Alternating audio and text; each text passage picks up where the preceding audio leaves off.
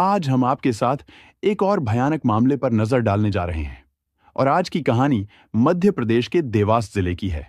भारतीय ने अपनी मां को फोन मिलाया। 20 सेकंड तक रिंग बजती रही। उसकी मां ने फोन रिसीव नहीं किया। ऐसा पहली बार हुआ जब उसकी मां ममता कास्ते ने फोन नहीं उठाया हो। वह चिंतित हो गई। ममता अपनी दो बेटियों रूपाली, जिसकी उम्र 20 साल है, और दिव्या, जिसकी उम्र 16 साल है, उनके साथ मध्य प्रदेश के देवास जिले के नेमावर में अकेली रहती थी। ममता के पति अपने बेटे संतोष और बड़ी बेटी भारती के साथ पीथमपुर में रहते थे।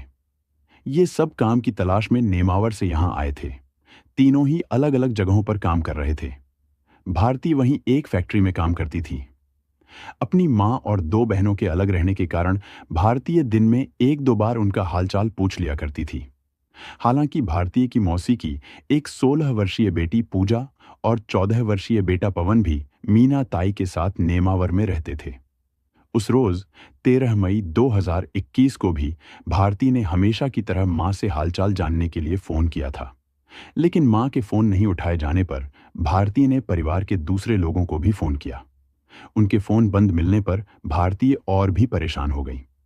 कारण, न तो मां उसका फोन उठा रही थी और न ही परिवार के दूसरे लोगों से बात हो पा रही थी। भारती के सामने ऐसी स्थिति पहले कभी नहीं आई थी। घबराहट में उसका मन विचलित होने लगा था। मन में कई तरह के विचार उठने लगे थे। अनहोनी की आशंकाओं से उसका दिमाग झंझना उठा था। आखिर भारती अपने मन को कब तक समझाती? एक दो नहीं, बल्कि 5 दिन गुजर चुके थे। भारतीय को उसकी मां या परिवार के किसी भी सदस्य से बात नहीं हो पाई थी। वह 13 मई से लगातार अपनी मां से संपर्क करने की कोशिश करती रही। कोई सूचना नहीं मिलने पर वह अपने भाई संतोष के साथ 17 मई को नेमावर जाने के लिए पीथमपुर से रवाना हो गई। वह इसी आशा में थी कि नेमावर में सब कुछ ठीक होगा। लेकिन वहां पहुंचकर देखा तो पाया कि उसके मकान पर ताला लगा हुआ था। यह देखकर दोनों भाई बहन की परेशानियां और भी बढ़ गईं। भारतीय ने आसपास रहने वालों से पूछताछ की। किसी ने भी कोई जानकारी नहीं दी। घर पर ताला लगा देख घबराई भारतीय तुरंत नेमावर स्थित पुलिस थाने गई। टीआई अविनाश सिंह सेंगर को उसने पूरी कहानी सुना दी। एक ही परिवार के 5 लोग लापता थे। इसलिए मामले की गंभीरता को देखते हुए अविनाश सिंह सेंगर ने तत्काल भारती की रिपोर्ट पर ममता, रूपाली, दिव्या, पवन और पूजा की गुमशुदगी दर्ज कर ली। टीआई अविनाश ने इसकी जानकारी एसपी शिवदयाल एवं एएसपी सूर्यकांत शर्मा को भी दे दी। मामला आदिवासी समाज का था, इस कारण इसे गंभीरता से लिया जाने लगा। लापता सभी 5 सदस्यों में से सिर्फ रूपाली का मोबाइल ही चालू था, जिसकी लोकेशन लगातार बदल रही थी। रूपाली अपने मोबाइल से भारतीय को लगातार मैसेज कर खुद की सलामती की जानकारी दे रही थी, लेकिन उसे खोजने की कोशिश न करने की भी हिदायत मिल रही थी। ताज्जुब की बात यह थी कि वह मैसेज द्वारा बात तो कर रही थी, लेकिन भारतीय अथवा परिवार के किसी भी सदस्य का फोन नहीं उठा रही थी। लापता सदस्यों में 2 रूपाली की मौसी के बच्चे थे। इसकी जानकारी भारतीय की मौसी को मिली तो वह भी भागी भागी नेमावर आ गई। उन्होंने रूपाली पर अपने बच्चों के अपहरण का आरोप लगाना शुरू कर दिया। उनका कहना था कि रूपाली की हरकतें ठीक नहीं थीं। उसी ने हमारे बच्चों का अपहरण किया है। मामले को उलझता देख एसपी ने उज्जैन जोन के आईजी योगेश देशमुख से संपर्क किया। देशमुख ने नेमावर पहुंचकर एसपी देवास को आवश्यक निर्देश दिए। उसके मुताबिक एसपी ने मामले की जिम्मेदारी एएसपी सूर्यकांत शर्मा को सौंपकर 5 टीमों को फील्ड में उतार दिया। इसके साथ ही टीआई अविनाश सिंह सेंगर के अलावा आधा दर्जन से अधिक पुलिसकर्मी जांच में जुट गए। मामले को सुलझाने की पहली जिम्मेदारी का निर्वाह करते हुए नेमावर पुलिस लापता सदस्यों के परिवार की कुंडली बनाने में जुट गई। इसके लिए मुखबिरों की मदद ली गई। पुलिस ने रूपाली के मोबाइल फोन की भी डिटेल्स निकाली, जिससे रूपाली के फोन पर कई युवकों से बात होने की जानकारी मिली। उनमें एक नेमावर का रहने वाला युवक सुरेंद्र सिंह का पुत्र लक्ष्मण सिंह भी था, जबकि बाकी के युवक हृदय और उसके आसपास के इलाके के थे। सुरेंद्र रूपाली के भाई संतोष का पुराना दोस्त था, जो पड़ोस में ही रहता था। वह संतोष के साथ रूपाली और परिवार के बाकी लोगों की खोज खबर लेने के लिए हमेशा उसके साथ थाने भी आता था। पूछताछ में उसने बताया कि संतोष उसका दोस्त है। संतोष के पीथमपुर जाने के बाद उसके परिवार का हालचाल जानने के लिए आता जाता था। उसकी रूपाली के अलावा परिवार के अन्य लोगों से भी बातचीत होती रहती थी। रूपाली की कॉल डिटेल्स में कई लोगों के साथ बातचीत की जानकारी मिली। उनमें सुरेंद्र सिंह के अलावा दूसरे लोग हृदय इलाके के रहने वाले थे। उनके साथ रूपाली की जान पहचान संदिग्ध लगने के संदर्भ में पुलिस इंस्पेक्टर शिव मुराद यादव को एक चौंकाने वाली जानकारी मालूम हुई। वह यह कि रूपाली ने घर वालों की बिना जानकारी के हृदय में एक किराए का कमरा ले रखा था। वह अक्सर उसी कमरे में ठहरती थी। वहीं सुरेंद्र सिंह भी नेमावर से हृदय जाकर उससे मिलता था। सुरेंद्र के अलावा दूसरे युवक भी रूपाली के पास आते जाते देखे गए थे। पुलिस को रूपाली के बारे में सबसे महत्वपूर्ण जानकारी यह भी पता चली कि उसने पड़ोसियों से सुरेंद्र सिंह का परिचय अपने पति के रूप में करवाया था। इन जानकारियों के आधार पर रूपाली परिवार के लापता सदस्यों के सिलसिले में इकलौता सुराग बन गई थी। एक तरफ जहां रूपाली की संदिग्ध गतिविधियां सामने आ चुकी थीं, वहीं उसके मोबाइल से बदले हुए लोकेशनों के साथ मैसेज भेजे जा रहे थे। सिर्फ मैसेज आने की स्थिति में पुलिस को समझते देर नहीं लगी कि रूपाली का मोबाइल कोई और इस्तेमाल कर रहा है। इस मामले में रूपाली की भूमिका महत्वपूर्ण होने के बावजूद पुलिस उस तक नहीं पहुंच पा रही थी। समय बीतता जा रहा था। पुलिस को केस के बारे में कोई ठोस जानकारी हाथ नहीं लग पा रही थी। सुरेंद्र सिंह से भी कई बार पूछताछ की जा चुकी थी, लेकिन उससे भी कोई ठोस जानकारी नहीं मिल पाई थी। हाँ, उसने इतना जरूर बताया था कि वह रूपाली से प्यार करता था। पुलिस ने जब जांच का दायरा बढ़ाया, तब मालूम हुआ कि 13 मई 2021 को ममता, रूपाली और दिव्या के अलावा पूजा और पवन भी शाम तक नेमावर में ही देखे गए थे। उसी दिन रूपाली और सुरेंद्र को भी गहराती शाम में नर्मदा नदी में तैरती नाव में एक दूसरे के साथ देखा गया था। पुलिस को सुरेंद्र सिंह भी संदिग्ध लगा। दूसरे सूत्रों से मिली जानकारी के अनुसार सुरेंद्र हृदय में किराए के कमरे पर रूपाली के पास जाता था। यह बात उसने पूछताछ में नहीं बताई थी। वहां के पड़ोसियों के अनुसार वह रूपाली का कथित पति भी था। सुरेंद्र और रूपाली के बीच के संबंधों का पता लगने पर पुलिस ने जांच की दिशा बदल दी। जल्द ही मालूम हो गया कि उनके बीच काफी गहरा संबंध था। ऐसे में निश्चित तौर पर रूपाली नेमावर से अचानक कहीं जाने से पहले इसकी जानकारी सुरेंद्र सिंह को दी होगी। पुलिस ने इसका अंदाजा लगाते हुए संदेह के आधार पर दो बातों पर गौर किया। पहला, रूपाली के गायब हो जाने पर सुरेंद्र ने कभी उसके मोबाइल पर फोन क्यों नहीं किया? दूसरा, रूपाली के नंबर से उसके मोबाइल पर कोई कॉल या मैसेज क्यों नहीं आया? पुलिस की नजर में इसका मतलब साफ था कि मामले में कोई सुरेंद्र सिंह को दूर रखने की कोशिश कर रहा था, या फिर सुरेंद्र एक साजिश के तहत पुलिस के सामने आकर अपना और रूपाली का बचाव कर रहा था। इस शक को ध्यान में रखकर नेमावर पुलिस सुरेंद्र सिंह को मामले का सबसे बड़ा संदिग्ध मानते हुए उस पर नजर रखने लगी। उसके बारे में जानकारियां जुटाई जाने लगी। मिली जानकारी के अनुसार सुरेंद्र सिंह नेमावर में एक अच्छे अमीर परिवार से था। उसके दादा होकम सिंह के अलावा उसके पिता लक्ष्मण सिंह भी प्रतिष्ठित व्यक्ति रहे हैं। कुछ साल पहले इस परिवार की जमीन हाईवे निर्माण के लिए प्रशासन ने अधिग्रहित कर ली थी। बदले में परिवार को मुआवजे की मोटी रकम मिली थी। पैसा आने पर सुरेंद्र सिंह और उसके छोटे भाई वीरेंद्र सिंह का समाज में रौब रुतबा बढ़ गया था।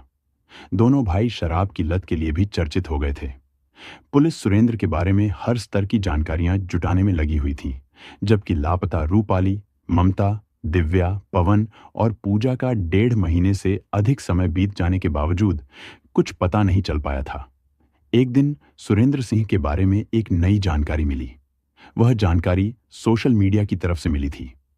इंस्टाग्राम पर सुरेंद्र की मंगेतर को लेकर एक पोस्ट किया गया था। उसके जरिए रूपाली द्वारा आपत्ति जताई गई था। यह पोस्ट सुरेंद्र की शादी नसरुल्लागंज निवासी एक युवती के साथ तय होने के जवाब के तौर पर की गई थी। इससे स्पष्ट था कि सुरेंद्र के रूपाली से संबंध टूट गए थे। इस जानकारी के आधार पर इंस्पेक्टर शिव मुराद यादव ने रूपाली के लापता होने के मामले को सुरेंद्र की सगाई से जोड़कर देखा। उन्होंने अपने सहकर्मियों को पता लगाने के लिए कहा कि जिस रोज रूपाली और उसके परिवार के दूसरे 4 अन्य सदस्य लापता हुए, उस रोज सुरेंद्र कहां था। संयोग से उसी दौरान एक ऐसी घटना घटी जिससे मामले में पूरी तरह से सुरेंद्र का हाथ होने का शक और मजबूत हो गया। पुलिस ने पाया कि भारती और संतोष के मोबाइल पर बार बार रूपाली के मोबाइल से आने वाले मैसेज जांच की दिशा भटकाने के लिए किए जा रहे थे। 40 दिन बाद आए मैसेज को टारगेट कर इंस्पेक्टर शिव मुराद यादव ने मोबाइल की लोकेशन मालूम की, जो चोरल डैम के इलाके की थी। चोरल डैम नेमावर से बहुत नजदीक नहीं तो बहुत दूर भी नहीं है। लोग वहां घूमने जाते हैं। पुलिस ने अब पूरा मामला एक बड़ी साजिश में उलझा हुआ महसूस किया और उस दिशा में नेमावर पुलिस ने अपनी जांच और भी तेज कर दी। कुछ दिनों बाद ही पुलिस को एक ढाबे पर कुछ लोगों के द्वारा रूपाली के परिवार के गायब होने की बात करने की जानकारी मिली। उनमें 2 लोग सुरेंद्र के खेत पर काम करते थे। पुलिस संदेह के आधार पर उन्हें थाने लाई। उनसे पूछताछ के क्रम में सुरेंद्र के 2 करीबी दोस्तों विवेक तिवारी और राकेश के बारे में भी जानकारी मिली। उन्हें भी थाने बुलवा लिया गया। आखिर में पुलिस ने सुरेंद्र और उसके भाई वीरेंद्र को भी पूछताछ के लिए थाने ले आई। इंस्पेक्टर शिवमुराद यादव ने दोनों भाइयों से अलग अलग पूछताछ की और उनके दोस्तों के बयान के साथ तार जोड़ा।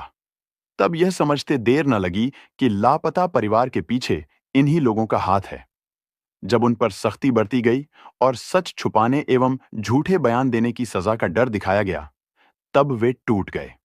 उनसे मिली अहम जानकारियों के आधार पर पुलिस के आला अधिकारी जेसीबी मशीन लेकर सुरेंद्र सिंह के खेत पर जा पहुंचे। तब तक गांव वालों की काफी भीड़ वहां जमा हो गई थी। कुछ ही देर में खेत की खुदाई शुरू की गई। जैसे जैसे बड़े गड्ढे से मिट्टी निकलती गई, वैसे वैसे अपराधियों का कृति सामने आता चला गया। कुछ ही देर में जो मंजर सामने आया, सबकी रूह कांप उठी। खेत में से एक के बाद एक करके सड़े गले 5 लाशों के कंकाल निकाले गए। उनकी पहचान ममता, रूपाली, दिव्या, पूजा और पवन के रूप में हुई। पुलिस को हैरत हुई कि जिसके मोबाइल से लगातार मैसेज आ रहे थे, उसकी मौत हो चुकी थी। इस नृशंस हत्याकांड को लेकर पूरे मध्य प्रदेश में सनसनी फैल गई। सामाजिक कार्यकर्ताओं और राजनीतिक दलों ने इसे दलित अत्याचार का रंग देने की कोशिश की। हालांकि मामला कैसे अलग तरह का था, इसका खुलासा आरोपियों ने गहन पूछताछ के बाद किया। इस दिल दहला देने वाले सनसनीखेज हत्याकांड की कहानी इस प्रकार सामने आई। रूपाली के पिता मूल रूप से खंडवा जिले स्थित खालवा के रहने वाले थे, लेकिन पूरा परिवार काम की तलाश में देवास जिले के नेमावर के वार्ड नंबर 10 में आकर बस गया था। रूपाली के घर के बिल्कुल नजदीक सुरेंद्र सिंह का मकान था।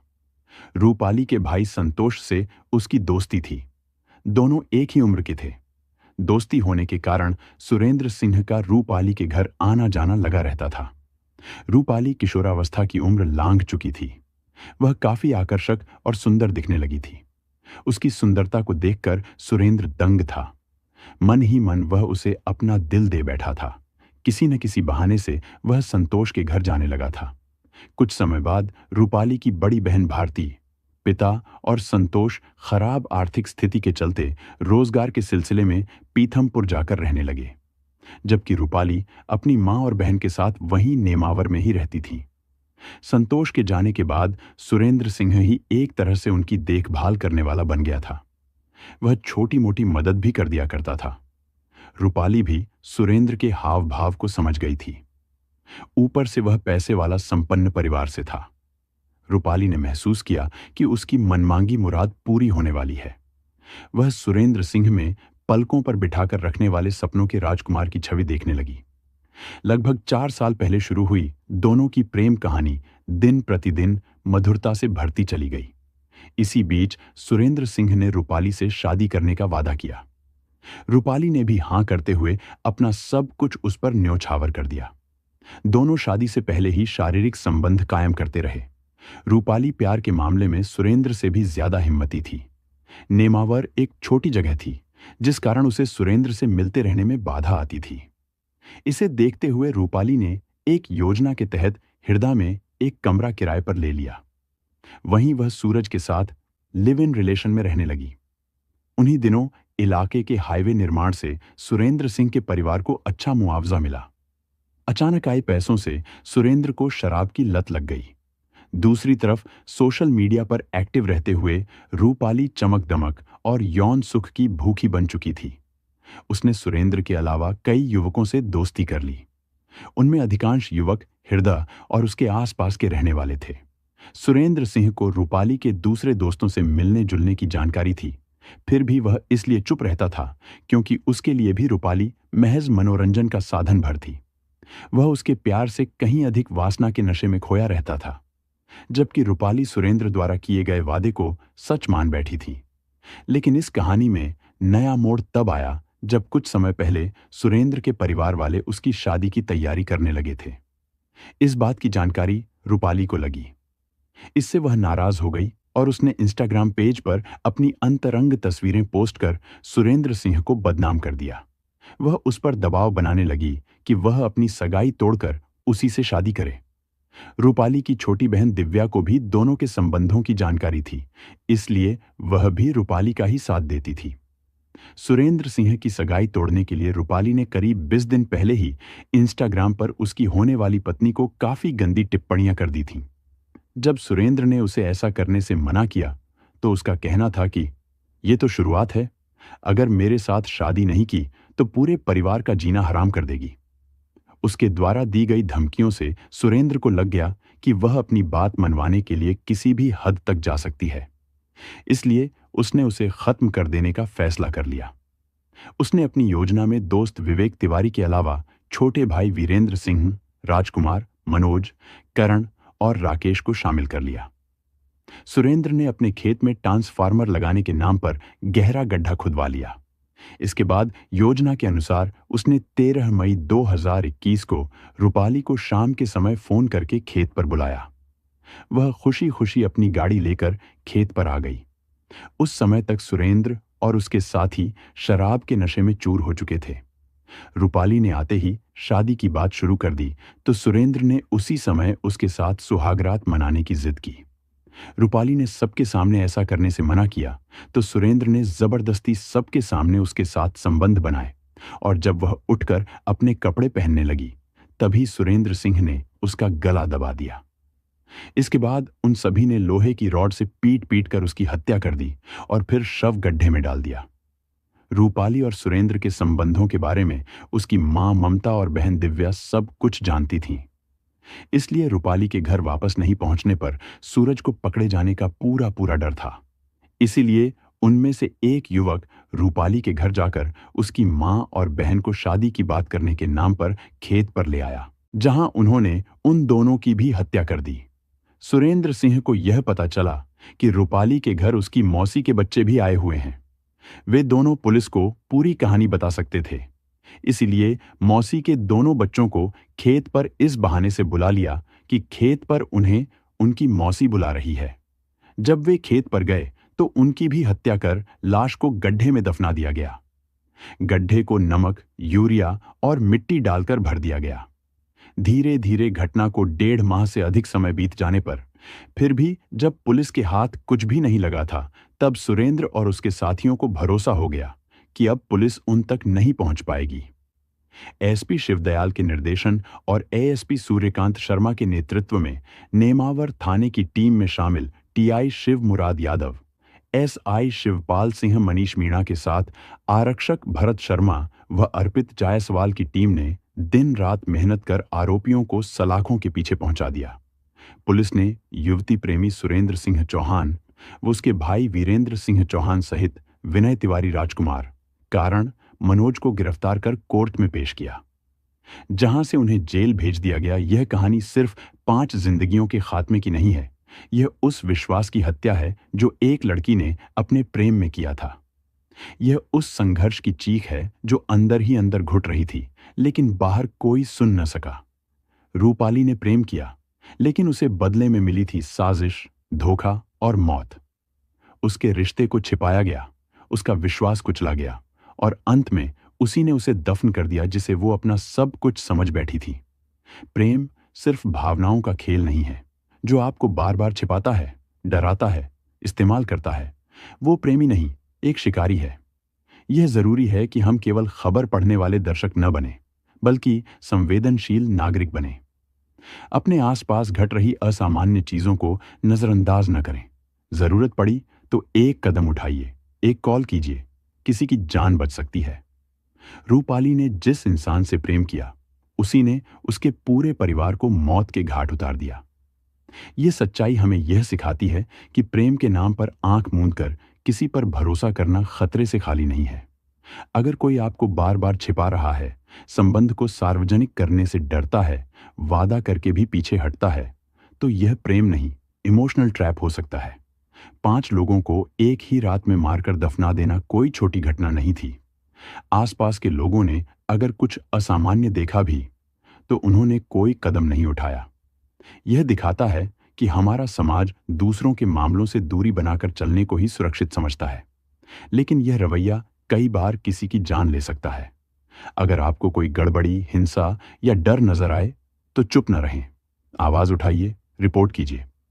दोस्तों, इस घटना को सुनाने का उद्देश्य किसी का दिल दुखाना या किसी को परेशान करना नहीं है, बल्कि आपकी जागरूकता बढ़ाना है और आपको सतर्क करना है।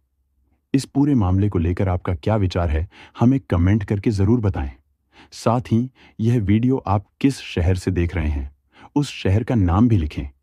वीडियो अच्छी लगी हो तो वीडियो को लाइक करते हुए शेयर भी करें और चैनल पर नए हैं तो चैनल को सब्सक्राइब भी कर लें। मिलते हैं अगले वीडियो में एक ऐसी ही कहानी के साथ। और हमें अपना कीमती समय हमें देने के लिए बहुत बहुत धन्यवाद।